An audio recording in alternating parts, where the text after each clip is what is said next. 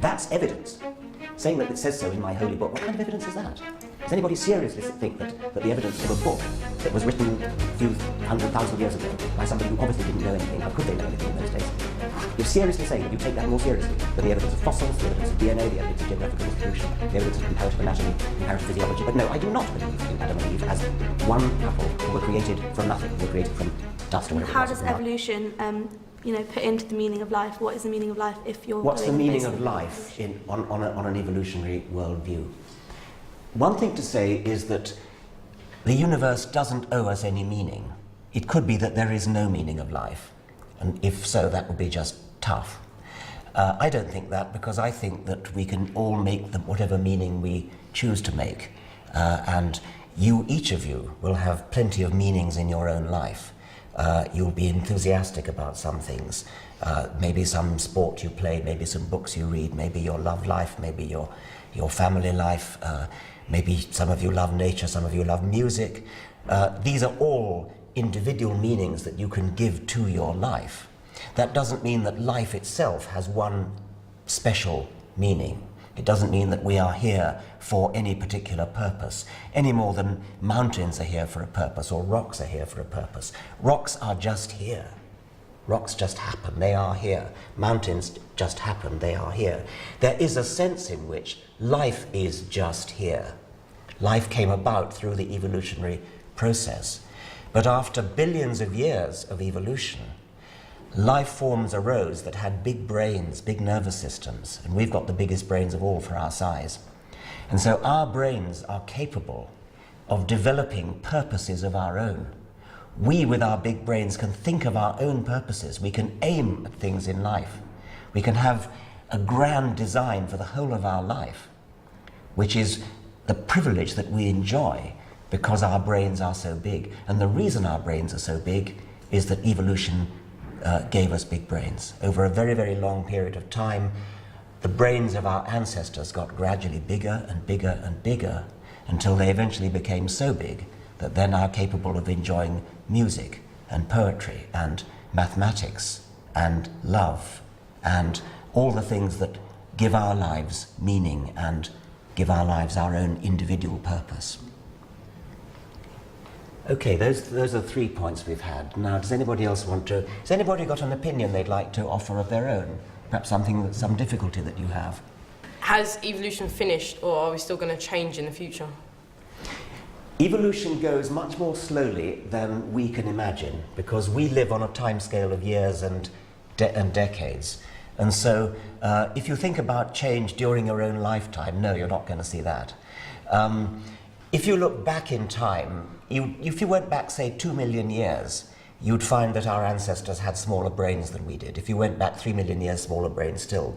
If you went back 6 million years, you'd find that our ancestors were the common ancestors of chimpanzees and presumably walked around on all fours. So when you think about what's happened in the last 6 million years, we've risen on our hind legs, and our brains have swollen up like a balloon. But remember that swelling up like a balloon took 2 or 3 million years. So you might say, if you come back in a time machine in 3 million years' time, would you expect to find that the brain was sort of huge, like a horrible monster in science fiction? In order for that to happen, it would be necessary that natural selection goes on favouring big brains. And that means that the biggest brains individuals among us are the ones who are most likely to survive and most likely to reproduce. Now, in the past, that must have been true, because otherwise we wouldn't have the big brains that we have. Over the past 2 or 3 million years, it must have been true that the individuals with the biggest brains were the ones who survived best, or at least who reproduced the most, had the most offspring. Is there any reason to suppose nowadays that the biggest brained individuals are the ones who survive best? Not that I can see.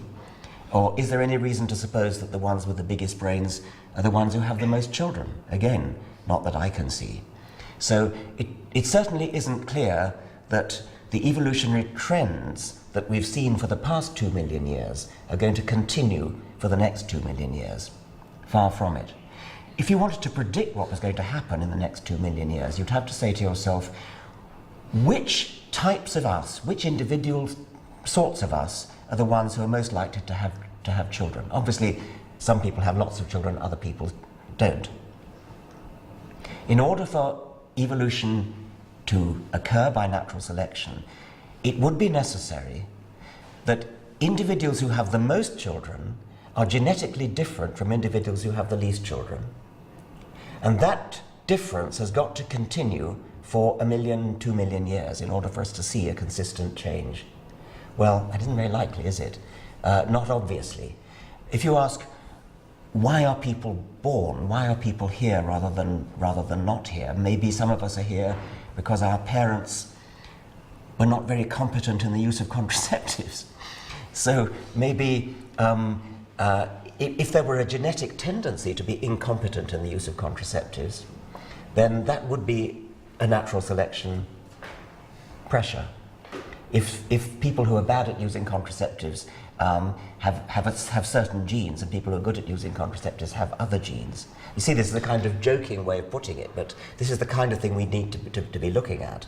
Then we would have natural selection in favor of incompetence. Okay? Do you see that? I mean, that follows from natural selection. But in order for that to give rise to an evolutionary trend, it will be necessary that whatever it takes to be incompetent now will be the same as whatever it takes to be incompetent in 1 million years' time, or 2 million years' time. And since we live in a technological society, the very idea of using contraceptives as my sort of joke example, it implies that we're living in a technological society. And who knows what the technology will be like, not just in 1 million years, but in 50 years. And so it's pretty difficult to predict what's going to happen in future evolution.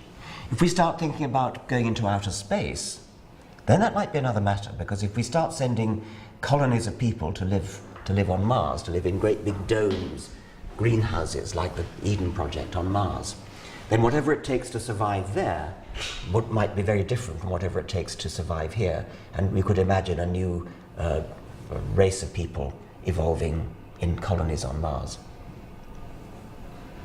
Do any of you have difficulties with Darwin's theory of evolution that you'd like to raise with me, because I might be able to help? Yes? I just don't understand the way that, well, there's like this one cell that developed into this whole universe. Where did that one cell come from? That one organism? The one cell you're talking about would have been the origin of life. It wouldn't have really been like a bacterium, because a bacterium is actually quite an advanced kind of cell. It probably would have been something rather simpler than a bacterium. I think it's fairly clear that once you've got a bacterium, then quite a lot could follow from that, because you've all learned about variation and competition and natural selection. And so from bacteria you could get sort of colonies of bacteria, you could get more complicated cells, from there you could get groupings of complicated cells. And have you learned about the origin of the eukaryotic cell? Yeah, okay, never mind about that. The evidence strongly supports evolution. Fossils show clear transitions, like early whales evolving from land mammals and feathered dinosaurs linking to birds. Genetics confirms it too. Humans share nearly 99% of DNA with chimpanzees, pointing to a common ancestor. Natural selection explains how complexity builds over time. Small changes passed through generations lead to major differences. This process is observed today in bacteria evolving resistance to antibiotics. Religious claims don't match this data.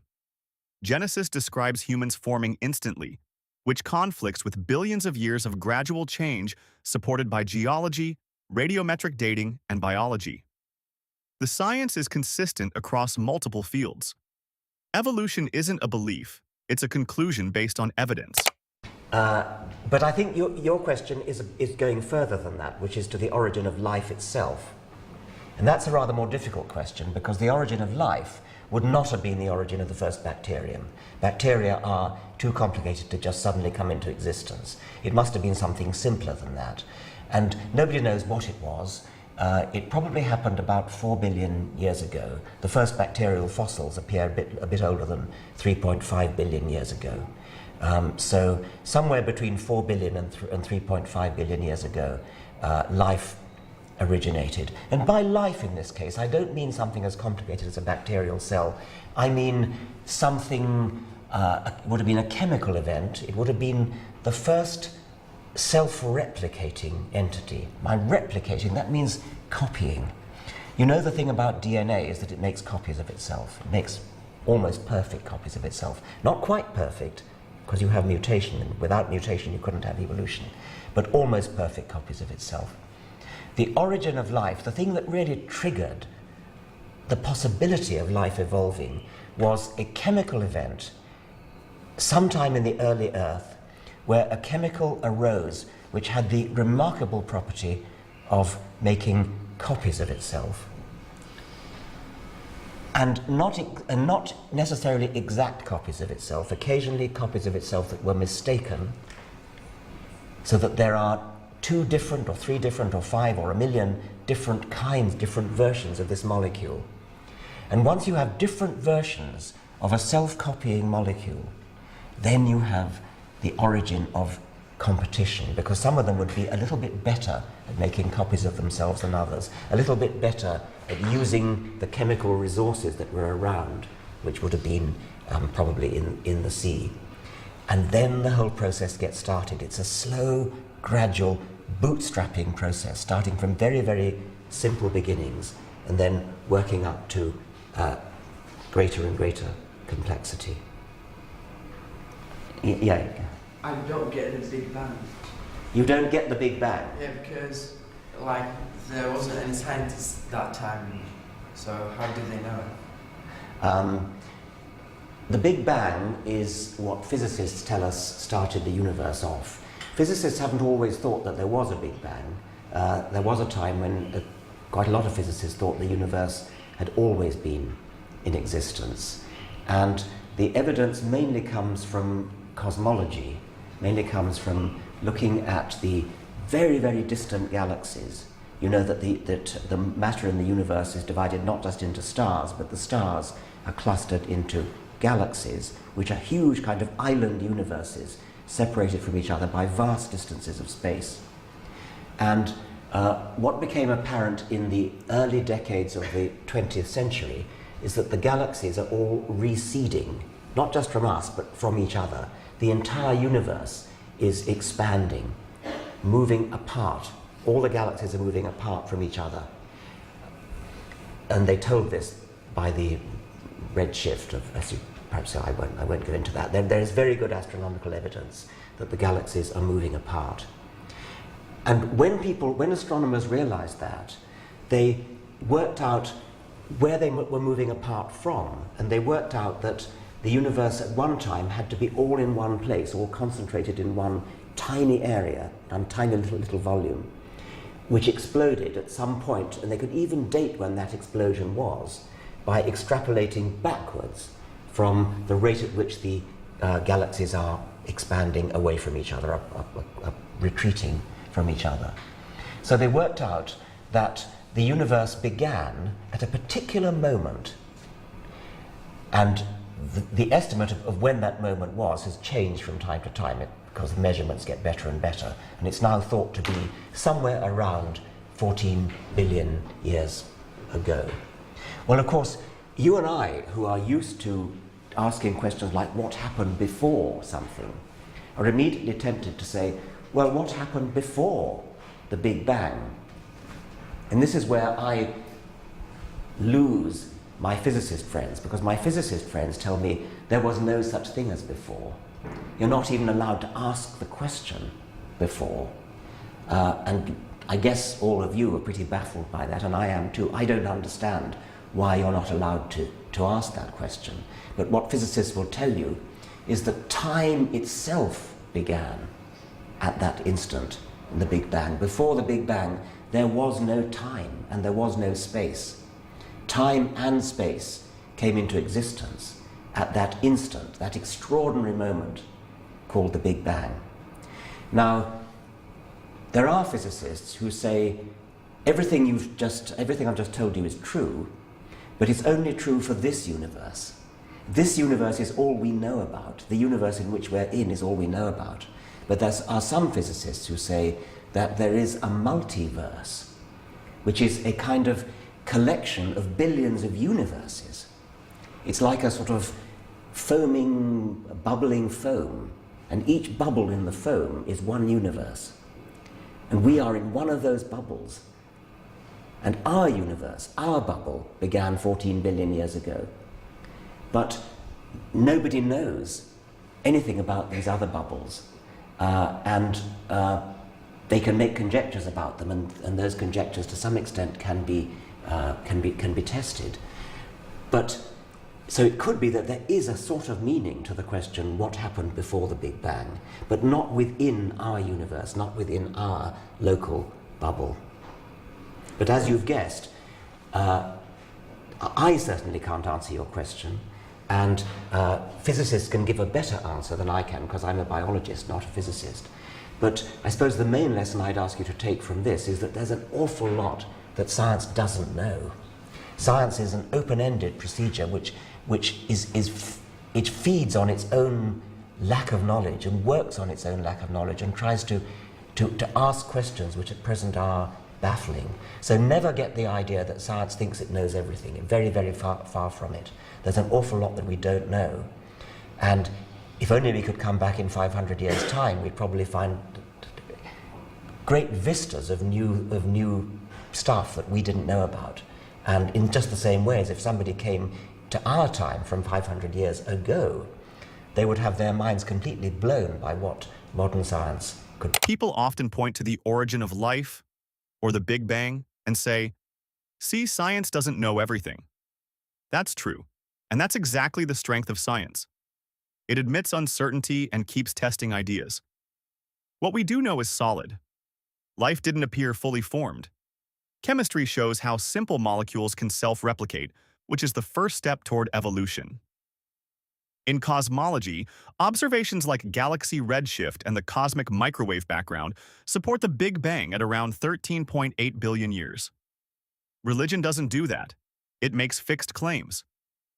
Genesis presents a complete story with no evidence and no room for correction. Science moves forward by questioning. Religion stays locked in ancient answers that don't match reality. If you were to ask me why I believe what I believe, which is evolution, the very last thing I would say is because I was brought up to believe it. Absolutely the last thing I would say. I would say the reason I believe it is because here is the evidence. And I would say here's a book of evidence, and here's another book of evidence, and here's another book of evidence. And you can go and look at fossils, you can go and look at DNA evidence, you can look at the evidence of the geographical distribution of animals and plants. That's evidence. Saying that it says so in my holy book, what kind of evidence is that? Does anybody seriously think that the evidence of a book that was written a few 100,000 years ago by somebody who obviously didn't know anything, how could they know anything in those days? You're seriously saying that you take that more seriously than the evidence of fossils, the evidence of DNA, the evidence of geographical distribution, the evidence of comparative anatomy, comparative physiology. Does anybody really want to defend that position? Well, I do. I believe in God because whenever I read a book, or in my religion, Islam, whenever I read a book or something, they got all the evidence that they wrote that time, but they didn't know, and they found out it's right now. So they found out? It's right now. So it's right now. So everything they wrote is right. For example, they wrote about dinosaurs, and they wrote about... No, they didn't write about these things, but they wrote like about how the baby develops. And no one knew that time, and they're finding it out now. Yeah. So your criterion for agreeing with it is that science has found out certain things, and lo and behold, you find that something like that was in your holy book. Why not just go to the modern evidence and say, well, that's what I believe because it is the evidence supports it. Why do you go back to your holy book and say, oh, well, I believe in the holy book because it said that? Why don't you just say, I believe in these facts because that's what the evidence shows. The evidence shows that babies develop in this way. Richard. Yeah. But didn't Charles Darwin write a book which led on to people researching what he thought? So isn't that like the same as Right, like the religious Bible. books. Oh, okay, I see what you're saying. You're saying, isn't The Origin of Species by Charles Darwin, as it were, my holy book? Yeah. Yes. No, definitely not. And that, if there's one thing I'd like to get across to you, it would be that. There is no holy book of science. Science is constantly changing as new evidence comes in. Darwin was right about some things, he was wrong about some things. Darwin was completely wrong about genetics, for example. Everything Darwin said about genetics is pretty much flat wrong. And now we know that, not that Darwin wasn't a great man, he was a hugely great man, but the new evidence that has come in shows that he was wrong about genetics. New evidence that comes in shows that Darwin was right about the fundamental idea that we are all cousins of everybody else. That's to say, all animals and all plants are cousins of each other. We are cousins of oak trees and kangaroos and wombats. Darwin said that, and he was right. By modern standards, maybe future science will prove that wrong, but I doubt it. But the point is, science is always moving on. There is no holy book. We don't say, I believe this because Darwin said it. We say, I believe this because all the evidence points in that direction. And as it happens, when we look back, we find that Darwin was the first to realise quite a lot of that evidence. What do you think about it? That was a great question. What do you think about what Richard said? Yeah, but what would you think if I've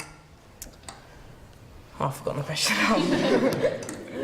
Never mind. Come back to me. Okay, come back to it. There's a question. I was just going to say, you talk about the evidence of evolution, but there's one major evidence, which is the missing link. That's probably why people are so sceptical, because the missing link hasn't been found yet, which is why people are so sceptical of Okay, evolution. well, by missing link, what do you mean? Like, there's this so-called thing that's out there that relates humans to apes. That's like the closest link to humans, and the way that we've evolved from like a common ancestor of an ape. Yeah. This phrase missing link used to be very fashionable. I'm actually rather astonished to hear anybody using it today. I mean, since the phrase missing link used to be used, we've now discovered a huge number of fossils. I mean, fossils are being dug up mostly, well, all in Africa, because that's where humans evolved.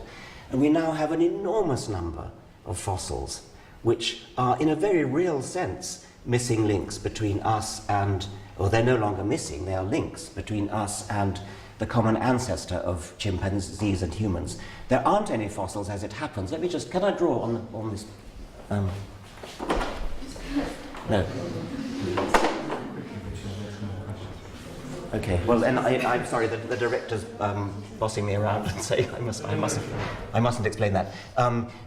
You've got the common ancestor of humans and chimpanzees way back in time, and it branched like that. This is humans, this is chimpanzees. Lots and lots of links, lots and lots of no longer missing links on the line to humans. As it happens, there aren't any missing links, or rather they're still missing, on the lines from that ancestor to chimpanzees. But there's absolutely no question that there are plenty of fossils. The missing link, if you must use that phrase, has been found over and over again in Africa.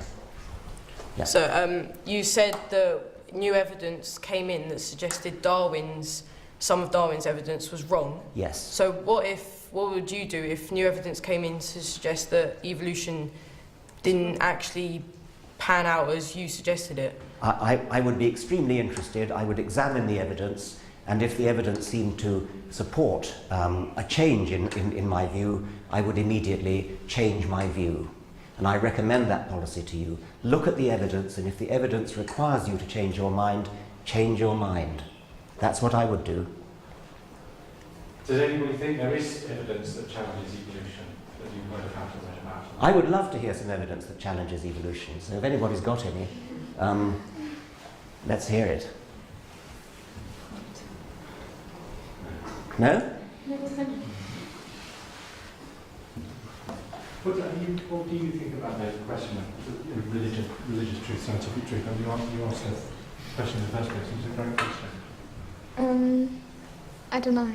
Because if you can be made to believe something in science, and then you can be made to believe something in religious studies, and then it's really up to you what you believe. You can't just say that. Well, look, I stick to hate one this phrase side. "made to believe." I mean, that's an awful thing, and I would hate anybody to think I was trying to make anybody believe anything. I'm asking you to look at the evidence. Now, if your RE teacher is teaching you about Adam and Eve, then what I suggest you do is ask your RE teacher, do you really believe that Adam and Eve existed? Do you really believe that the world started only a few thousand years ago? My bet is that your RE teacher will say, no, I don't really believe that. I believe it's a myth, I believe it's a very beautiful story, I believe it's a story that can have some poetic meaning for us today, but no, I do not believe in Adam and Eve as one couple who were created from nothing, who were created from dust or whatever it was, or mud or ribs or something. And I would be very, very surprised if your RE teacher actually says that they believe it. I think you'll find that if you ask, and I ask you to do this, ask your RE teacher what they really believe, and I bet they'll say something like, oh, it's symbolic, it's a story. It's a story that was made up, I think probably by the Babylonians in the case of the Adam and Eve story, probably under different names. And they will say, or they should say, that all over the world there are lots of different myths. In Nigeria there's one myth, in East Africa you'll find other myths, in India you'll find other myths, and they're all beautiful, in Australian Aboriginals, other myths, they're all rather beautiful, elegant, poetic ideas for what happened, but no RE teacher, I suggest, will tell you that they literally believe it's true. This is the real issue. Science gives you evidence you can test. Religion gives you a story and tells you to accept it. You can examine fossils, measure DNA, and verify evolution yourself. That's how knowledge works.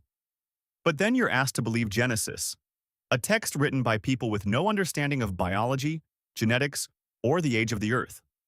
It claims all humans came from two individuals, Adam and Eve, which is completely rejected by modern genetics. Human DNA shows populations, not a single pair. So what are you trusting? Tested evidence or ancient claims with no proof? Even many religious teachers admit it's symbolic. That tells you everything. The moment evidence conflicts, the story gets reinterpreted. Science moves forward by proving itself wrong and improving. Religion holds its ground and forces reality to adjust to it.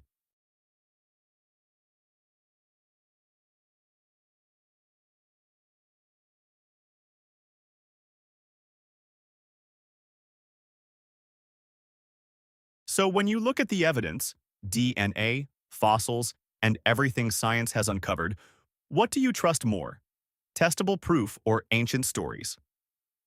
Let me know your thoughts in the comments. And if you found this valuable, don't forget to like and subscribe.